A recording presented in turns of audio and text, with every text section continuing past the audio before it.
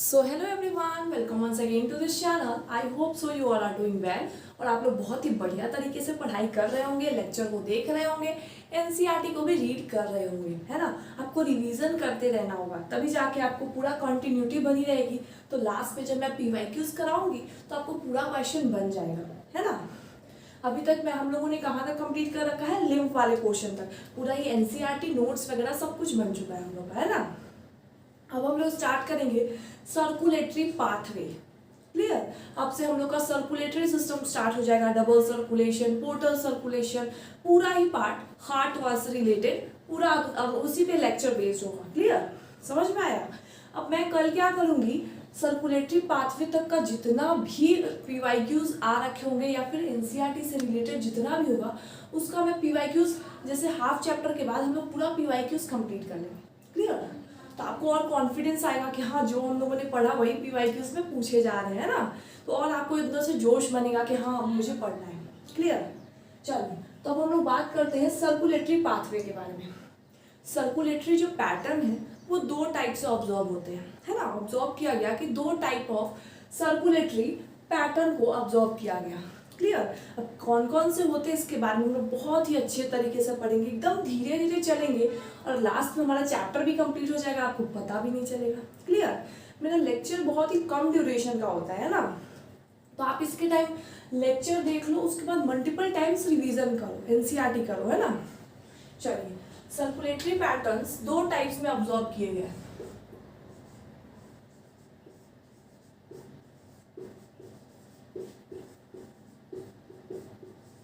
कौन कौन से आपको पता भी होगा, open circulatory system, close circulatory system.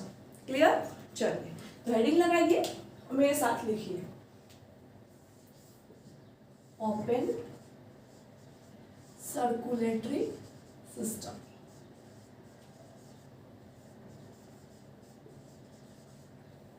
And दूसरा close circulatory system, close circulatory system. Clear. अब हम लोग सिर्फ अभी तक हेडिंग ही तो जाने कि सर्कुलेटरी पैटर्न जो है वो दो टाइप में ऑब्जर्व होते हैं। एक होता है ओपन सर्कुलेटरी सिस्टम, दूसरा होता है क्लोज सर्कुलेटरी सिस्टम। क्लियर हो रहा है ना। चलिए, अब ओपन सर्कुलेटरी सिस्टम होता क्या है पहले समझिए, फिर लिखेंगे। लिखना तो है ही, नोट्स तो ओवरऑल बनेगा ही, बट पहले समझना इंपॉर्टेंट है ना। चलिए, तो ओपन सर्कुलेटरी सिस्टम होता क्या है ये समझिए। ओपन सर्कुलेटरी सिस्टम में ओपन स्पेस में ब्लड ट्रैवल करता है, वहाँ पे पाइपलाइंस नहीं होती है। क्लियर। जैसे हम लोग पढ़ते हैं आर्टरीज, वेन्स, कैपिलरीज, ये सब क्या है, पाइपलाइन है। ऐसा ओपन सर्कुलेटरी सिस्टम में कुछ भी नहीं होता है, कोई भी पाइपलाइन नहीं पाई जाती है ना। ब्लड ऐसे ही ऑर्गन के साथ मिक्स मैच करते रहता है। क्लियर हुआ, ओवरऑल आइडिया क्लियर हुआ कि ओपन सर्कुलेटरी सिस्टम होता क्या है। ये प्रिमिटिव वाले जितने भी प्रिमिटिव फाइलम्स थे वो सारी चीज में ये पाई जाती है। क्लियर। जहाँ से सर्कुलेटरी सिस्टम आना स्टार्ट हुआ था तो जो प्रिमिटिव वाला फाइलम था वहाँ ये पाया जाता है ओपन सर्कुलेटरी सिस्टम। इसमें कोई भी ब्लड वेसल जैसी चीज नहीं होती है ना। ब्लड वेसल जैसी चीज नहीं होती है, आर्टरीज नहीं होता, वेन्स नहीं होता, कैपिलरीज नहीं होती। क्लियर हुआ। चलिए, तो आप पहले ये लिखिए किस किस में पाया जाता है। एनिमल किंगडम अगर आप लोग क्लास 9th में थोड़ा बहुत भी बेसिक जानते होंगे तो आपको ये पता होगा, फाइलम पोरीफेरा, सिलेंट्रेटा, टीनोफोरा, है ना, ये सारे फाइलम्स होते हैं। क्लियर। तो आपको याद रखना है इसको, क्योंकि देखो एनिमल किंगडम का जो भी है समझ के आपको ओवरऑल याद ही करना पड़ेगा उसको, है ना। एग्जाम्पल आप समझ नहीं सकते हो उसको, हाँ डायग्राम देख लो, लेकिन ओवरऑल लास्ट में क्या करना पड़ेगा, याद ही करना पड़ेगा। तो मैं यहीं पे आपको याद करा देती हूँ ओपन सर्कुलेटरी सिस्टम, तो और ज़्यादा ईजी रहेगा, क्योंकि ओवरऑल एनिमल किंगडम में भी आपको याद करना ही पड़ेगा इसको, है ना। तो आप यहीं पे याद कर लो, फाइलम आर्थ्रोपोड्स, दूसरा होता है फाइलम मॉलस्कस, मॉलस्का कह लो, मॉलस्कस कह लो, है ना। फाइलम इकाइनोडोर्मेटा। मैं अगेन बोलूंगी, आपको स्पेलिंग पे नहीं जाना है कि स्पेलिंग रॉन्ग हो गया है ना। अगर स्पेलिंग रॉन्ग है तो आपको एनसीईआरटी से चेक कर लेनी है एक बार। Clear? Phylum echinodermata and phylum hemichordata. Clear? चलिए, अब ये चारों जो फाइलम है ये कॉर्डेट्स है कि नॉन कॉर्डेट्स है? आपको इतना पता होगा कि ये नॉन कॉर्डेट्स से बिलोंग करते हैं, यानी कि इनके पास नोटोकॉर्ड जैसी चीजें प्रेजेंट नहीं होती है। क्लियर? तो यहाँ पे आप लिख सकते हो they belong to non chordates. Non chordates, I hope so आपको आराम से दिख रहा होगा, है ना? मैं एक बार चेक कर लेती हूँ इसको लिख के। They belong to non chordates, that is notochord is absent. अब अगर आपको 11th में आपने नहीं पढ़ा है कि ये फाइलम्स के बारे में, तो अभी परेशान मत होना। क्लियर? फिर से वापस ये चीजें रिपीट होगी एनिमल किंगडम वाले चैप्टर में 11th में। क्लियर? तो अभी आपको याद करना है, याद कर लो तो बहुत इजी रहेगा। उस चैप्टर में आप रिलेट कर पाओगे कि हाँ मैंने बॉडी फ्लूइड्स में ये चीजें पढ़ी थी। क्लियर? तो आप इतना को नोट डाउन करो। मैं एक बार चेक कर लेती हूँ कैमरा में रिकॉर्ड हो रहा है या नहीं। चलिए, रिकॉर्ड हो रहा है। ओपन सर्कुलेटरी सिस्टम का 2-3 पॉइंट्स है, इसको लिख देती हूँ, उसके बाद ओपन सर्कुलेटरी सिस्टम वाला टॉपिक कंप्लीट हो जाएगा। क्लियर? आपको इंटरेस्टिंग वे में पढ़ना है ना? ओपन सर्कुलेटरी सिस्टम में क्या लिखेंगे? अब यहाँ पे आप खुद आंसर दो मुझे, क्या यहाँ पे ब्लड वेसल्स बहुत अच्छे से डेवलप था? नहीं था? समझ में आ रहा है? ब्लड वेसल्स यहाँ पे कैसा था? पुअरली डेवलप था, अच्छे से डेवलप नहीं था। तो क्या लिखेंगे? Blood vessels are poorly develop. यहाँ पे एक चीज याद रखो, हार्ट जो है वो पंप करता है blood in an open cavity, जिसको एनसीईआरटी नाम देती है साइनस। ओपन स्पेस या फिर ओपन कैविटी, उसको नाम देती है एनसीईआरटी साइनस। क्लियर? ये पॉइंट मैं लिखवा देती हूँ, टेंशन मत लो, है ना? अब दिमाग में टेंशन चला हुआ साइनस वर्ड क्या हो गया, एक बार फिर से सुन लो, उसके बाद मैं लिखवा देती हूँ। क्लियर? यहाँ पे मैंने क्या बोला? Heart pumps the blood in an open space और open cavity called sinus. Easy sentence था। सेंटेंस को 2 बार रीड करोगे तो समझ में आ गया होगा, है ना? चलिए लिख लेते हैं इसको। सबको पॉइंट वाइज लिखना है ना, पैराग्राफ में मत लिखना please. Clear? Heart pumps the blood in an open space or cavity called sinus। अब अभी भी तो नहीं लग रहा है कि साइनस वर्ड क्या है ना? साइनस मतलब क्या? Open space, open cavity. तो यहाँ पे ऐसा देखा गया, इट सीम्स लाइक दैट कि ऑर्गन टिश्यू सब ब्लड के पूल में बाथ कर रहे हो, है ना? जैसे स्विमिंग पूल होता है, स्विमिंग पूल जानते हो ना, जहाँ पे पानी होती है। इतना तो मान के चल रही हो कि स्विमिंग पूल पता है, चलो मजाक था, है ना? जैसे मान लो ये है स्विमिंग पूल, तो यहाँ पे क्या है? ब्लड को एज अ स्विमिंग पूल माना गया है। इट सीम्स लाइक दैट कि यहाँ पे ब्लड है स्विमिंग पूल और इसमें तैरता हुआ ऑर्गन्स है, टिश्यूज है ना? लिख लो यहाँ पे, नहीं तो लग रहा होगा कि मैम मजाक में ही बता दिया, आप लिखवाए तो है ही नहीं, है ना? लिख लो यहाँ पे ओपन सर्कुलेटरी सिस्टम में। एक चीज और लिख लो, यहाँ पे लिख लो। Clear? It seems like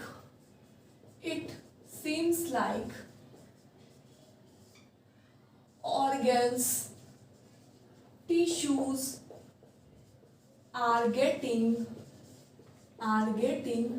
bathed in the pool of blood। अब देखो, अभी पढ़ने से सेंटेंस इजी लग रहा है, उस टाइम मैंने बोला था तो आपको ऐसा एक्सप्रेशन हो गया था कि क्या बता दिया, है ना? अब दोबारा से पढ़ो 2 बारी। It seems like organ and tissues are getting bath in the pool of blood. Easy था। तो ओपन सर्कुलेटरी सिस्टम का जितना भी कहानी था वो मैंने लिख डाला है। आपको क्या करना है? इसको नोट डाउन करना है। आज ही हम एनसीईआरटी की भी रीडिंग करेंगे और आपको ये बिल्कुल भी नहीं लगेगा कि मैंने कुछ चीज़ें छोड़ दी है या पॉइंट मिस आउट हो गया। सब कुछ कवर करके चल रही हूँ, है ना? तो आपको क्या करना है, ओपन सर्कुलेटरी सिस्टम का पूरा ये ऐसे फ्लो चार्ट के फॉर्म में बना लो, है ना, ताकि इजी रहे रिवीजन करने में। फिर हम लोग आएंगे क्लोज सर्कुलेटरी सिस्टम पे। अब ओपन सर्कुलेटरी सिस्टम इतने अच्छे से बता दी हूँ, तो क्लोज सर्कुलेटरी सिस्टम में सब अपोजिट होता है। क्लियर, मैं अच्छे से समझाऊंगी, है ना, पहले आप इसको लिखो।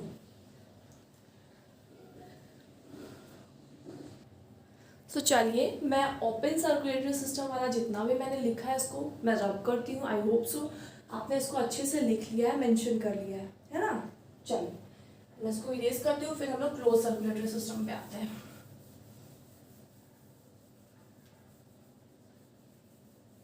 समझ में आ रहा है? अब मुझे क्वेश्चन की आंसर करो, कौन कौन से फाइलम में था ओपन सर्कुलेटरी सिस्टम? आंसर आ रहा है? खुद से बोल पा रहे हो कि देखना पड़ रहा है? देखना तो नहीं पड़ रहा? चलो, अगर देखना नहीं पड़ रहा है तो वेरी गुड। अगर लेक्चर अच्छे से सुनोगे तो बिल्कुल ही सब समझ में आएगा। ऐसा कोई बहुत ही ब्लंडर चीजें नहीं है कि नहीं समझ में आएगी। अब देखो क्लोज सर्कुलेटरी सिस्टम के बारे में पढ़ते हैं। पहले तो ये जानेंगे कौन कौन से फाइलम में पाया जाता है। अब रिलेट करते चलो, बोलते चलो, है ना। ओपन सर्कुलेटरी सिस्टम कहाँ पाया गया था? Phylum arthropods, Mollusca, echinodermata, Hemichordata, 4 phylum, है ना। अब यहाँ पे किस में पाया जाता है क्लोज सर्कुलेटरी सिस्टम में? Phylum Chordata, phylum Annelida. Again मैं बोल रही हूँ फिर वापस से, अगर आपको पता नहीं है कि ये फाइलम क्या है, कैसा है, नहीं है, बिल्कुल टेंशन मत लो। अभी जितना लिखवा रही हूँ, जितना पढ़ा रही हूँ, उतना पढ़ते चलो। क्लियर? चलिए, phylum Chordata and phylum Annelida में ओपन सर्कुलेटरी सिस्टम नहीं, क्लोज सर्कुलेटरी सिस्टम पाया जाता है। आपको लग रहा होगा ओपन सर्कुलेटरी सिस्टम, अगर जो बच्चा लेक्चर ध्यान से नहीं देख रहा हो उसको तो मैं बोल दूं फाइलम कॉर्डेटा, फाइलम एनिलिडा में ओपन सर्कुलेटरी सिस्टम पाया जाता है, वो तो वही समझ लेगा, है ना। तो लेक्चर को क्या करना है, एकदम अटेंटिव वे में सुनना है।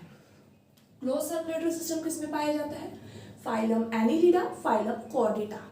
समझ में आया? चलो इसके बारे में पॉइंट समझो।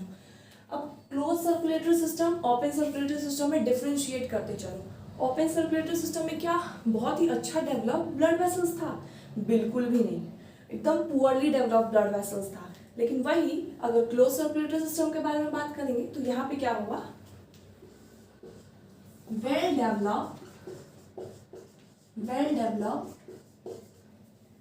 Blood vessels are present. यहाँ पे एकदम अच्छे से आर्टरीज होगी, वेन्स होगी, कैपिलरीज होगी, पूरा पाइपलाइन के थ्रू पूरा सर्कुलेशन होगा बॉडी में, है ना। कभी भी डायरेक्ट कांटेक्ट में ऑर्गन्स और ब्लड नहीं आएंगी, ये याद रखना, है ना। चलो, तो मैंने क्या लिखा? Well developed blood vessels are present, it has arteries, veins and capillaries. क्या लिखेंगे? ये भूल जाओ, है ना, ये पढ़ा चुकी हूँ, इसके बारे में लिख रही हूँ। It has arteries, veins and capillaries. यहाँ पे वेल डेवलप्ड आर्टरीज प्रेजेंट होता है, कैपिलरीज होता है और वेन्स होता है। क्लियर? यहाँ पे ये भी पॉइंट लिखेंगे हम लोग, मेंशन करेंगे कि कभी भी ब्लड डायरेक्ट कांटेक्ट में नहीं आएगा ऑर्गन के। क्या लिखना है? ब्लड, यहाँ पे लिख लो, blood never comes in direct contact with the organs। अब इसमें कुछ समझाने वाली बात है क्या? ये तो मैंने ऑलरेडी इसमें समझा चुकी हूँ ना, इसको एक बार रीड करो। Blood never comes in direct contact with any organs, है ना। यहाँ पे ऐसा नहीं दिखाई देगा कि ब्लड और ऑर्गन्स एक साथ स्विमिंग पूल में तैर रहे हैं, ऐसा नहीं होता है ना। यहाँ पे एकदम पाइपलाइंस के थ्रू सारी चीज़ें की ट्रांसपोर्ट और सर्कुलेशन होगा। क्लियर? बहुत ही ब्यूटीफुल कॉन्सेप्ट है, मज़ेदार टॉपिक है। Circulatory system, human circulatory system, double circulation, बहुत ही मजा आएगा, है ना, हम लोगों को पढ़ने में। Blood never comes in direct contact with the organs, इसके बाद एक और पॉइंट लिखेंगे, एक्सचेंज ऑफ गैसेस कहाँ से होता है, कैपिलरीज से। तो यहाँ पे लिख लो, exchange of gases takes place through capillaries. चलो अब मैं एक बार क्या करती हूँ, आपको रिकैप दे देती हूँ दोनों का, ताकि आपको ये ना लगे कि थोड़ा सा मैम डाउट हो गया या समझ में नहीं आया। क्लियर, मैं आपको एक बार रिवाइज करा देती हूँ दोनों, फिर थोड़ा सा पार्ट बचेगा उसको कंप्लीट करेंगे। एनसीईआरटी आई होप सो नेक्स्ट लेक्चर में ही आएगा, क्योंकि मैं बहुत लंबा लेक्चर नहीं देना चाहती है ना, थोड़ा सा ही लेक्चर देती हूँ, लेकिन आपको एकदम अच्छे से उसको देखना है, पढ़ना है। क्लियर, चलिए अब हम लोग रिवाइज करते हैं। पहले मैंने बताया सर्कुलेटरी पैटर्न्स के बारे में। दो टाइप्स ऑफ सर्कुलेटरी पैटर्न्स होता है, एक क्या होता है ओपन, एक होता है closed. Clear, open circulatory system मतलब क्या, कोई भी पाइपलाइंस नहीं है बॉडी में, है ना, ब्लड एकदम ऐसे ही मूव कर रहा है ओपन स्पेस में, जिसको हम लोगों ने नाम क्या दिया था, साइनस। याद आया, किस किस में पाया जाता है open circulatory system, phylum arthropods, Echinodermata, hemichordata. Clear, समझ में आया। मोलस्का में भी लास्ट 4 फाइलम में पाया जाता है ना, phylum arthropoda, mollusca, echinodermata, hemichordata. Clear, यहाँ पे blood vessels are poorly develop, no arteries, no veins, no capillaries present, है ना। Blood and organs are bath in the pool of blood, मतलब tissue and organs are bath in the pool of blood. Clear हो गया, है ना। Open circulatory system का पूरा हम लोग टॉपिक एकदम खल्लास कर दिया, है ना। अब आते हैं क्लोज सर्कुलेटरी सिस्टम पे। पहले बताओ कौन से फाइलम में पाया जाता है, phylum Chordata and Annelida. Phylum Chordata और एनिलिडा में क्या पाया जाता है, क्लोज सर्कुलेटरी सिस्टम। उसके बाद यहाँ पे मैंने बताया, यहाँ पे एकदम वेल डेवलप्ड नेटवर्क होगा ब्लड वेसल्स का, कहीं पे भी ब्लड और ऑर्गन्स डायरेक्ट कांटेक्ट में नहीं आएंगे, पूरा पाइपलाइंस के थ्रू सर्कुलेशन होगा बॉडी में, है ना, जैसा कि हम लोग में होता है। क्लियर, उसके बाद मैंने बताया यहाँ पे एकदम वेल डेवलप आर्टरीज होगा, वेन्स होगा, कैपिलरीज होगा। कैपिलरीज एक्सचेंज ऑफ गैसेस में भी हेल्प करता है ना। उसके बाद मैंने एक पॉइंट लिख दिया, blood never comes in direct contact with organs. Clear हो गया, तो दोनों चीजें क्लियर हो गई। क्लियर, अब छोटा सा पार्ट और बचता है, उसके बाद हम लोग इस लेक्चर को एंड कर देंगे। क्लियर, चलिए, तो अगर आपको इसको लिखना है तो आप तब तक लिख लो इसको, फिर मैं नेक्स्ट पार्ट बताती हूँ। अब हम लोग का छोटा सा पार्ट बचता है, फिशेस में कैसा हार्ट पाया जाता है, एम्फीबियंस में कैसा पाया जाता है, रेप्टिलिया में क्या ऐसा पाया जाता है, उसके बाद में डिस्कस करेंगे और लेक्चर को एंड करेंगे। क्लियर, चलिए उसके बाद में लिखते हैं। आई होप सो ये लिख लिया होगा आप लोगों ने, मैं इसको मिटाती हूँ। लेक्चर समझ में आ रहा है किस चीज़ पे बेस्ड है, पूरा अच्छे से क्लियर हुआ। एक भी पॉइंट अगर डाउट है आपको प्लीज़ कमेंट में बता दिया करो, है ना, ताकि मुझे भी पता चले कि मैं कहाँ पे लैग कर रही हूँ समझाने में, है ना। चलिए,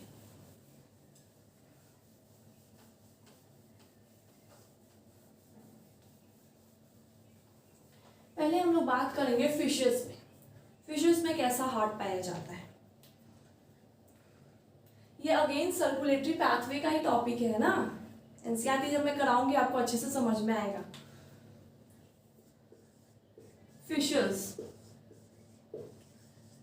इसका जो हार्ट होता है वो वीनस हार्ट होता है। ऐसा क्यों, क्योंकि फिशेस में क्या होता है, it receive only deoxygenated blood, यहाँ पे ऑक्सीजनेटेड ब्लड नहीं आती है ना। इसके बारे में क्या लिखेंगे, अब अगेन अभी मत पूछना कि आर्टरीज क्या होता है, वेन्स क्या होता है, एट्रियम, ये सब मत पूछना, है ना। मैं टॉपिक पढ़ाऊंगी आपको सब समझाऊंगी, है ना, ज़्यादा अपना दिमाग मत लगाओ अभी। फिशेस का हार्ट कैसा होता है, वीनस हार्ट। अब ऐसा मैंने क्यों बोला कि वीनस हार्ट, यानी कि इसके जो फिशेस का बॉडी में सिंगल सर्कुलेशन होता है, it receive only deoxygenated blood. क्या लिखेंगे, it receives only deoxygenated blood. यहाँ पे कैसा सर्कुलेशन होता है, सिंगल सर्कुलेशन।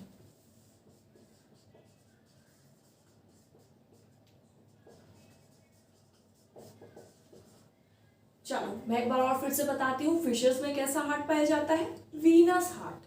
यहाँ पे सर्कुलेशन कैसा होता है, single circulation, and it receive only deoxygenated blood. बस 3 पॉइंट आपको याद करना है इसमें, क्लियर। यहाँ पे एक पॉइंट आप लिख सकते हो, इसमें 2 चैम्बर्ड हार्ट होता है, 2 चैम्बर्ड हार्ट। चलो अब हम लोग आते हैं एम्फीबियंस एंड रेप्टाइल्स पे, कैसा हार्ट होता है, क्या होता है, नहीं होता है, इसके बारे में, क्लियर। तो मैं इसको मिटाती हूँ, आई होप सो आपने लिख लिया है। अगर नहीं लिखा है तो इतना तो पता ही होगा, वीडियो को पॉज करो, लिख लो।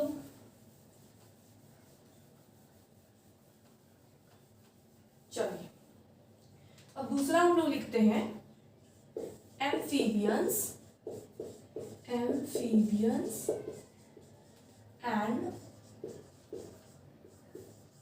रेप्टाइल्स। इसमें कैसा हार्ट पाया जाता है, एम्फीबियंस में किस तरह से हार्ट होता है एंड रेप्टाइल्स में कैसा होता है। तो यहाँ पे एक एक्सेप्शन है, क्लियर। एक्सेप्शन है क्रोकोडाइल।